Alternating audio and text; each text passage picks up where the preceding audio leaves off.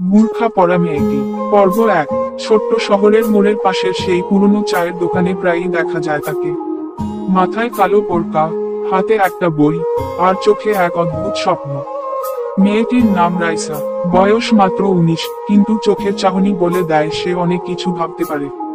রাইসার পরিবার রক্ষণশীল। পড়ালেখা করার ইচ্ছা থাকা সত্ত্বেও ছোটবেলা থেকেই তাকে বোঝানো হয়েছে, মেয়েদের জীবন মানেই ঘরের কাজ আর পর্দার মধ্যে সীমাবদ্ধ থাকা। কিন্তু রাইসার ছিল স্বপ্ন, সে পড়াশোনা করবে, বড় হবে, নিজেকে প্রমাণ করবে। প্রতিদিন ভোরে সবাই যখন ঘুমিয়ে থাকতো, রাইসা নিজের ঘরের জানালার পাশে বসে পড়ত।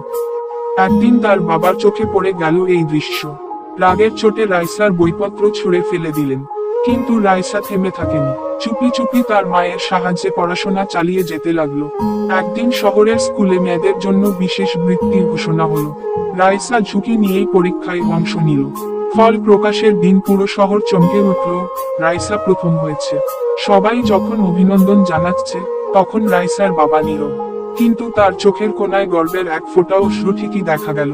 রাইসা প্রমাণ করেছিল, বোরকা পরা মানে সীমাবদ্ধতা নয়, এটি হতে পারে আত্মপরিচয়ের একটি প্রতীক, যা ইচ্ছাশক্তির সামনে কোনো বাধা হতে পারে না।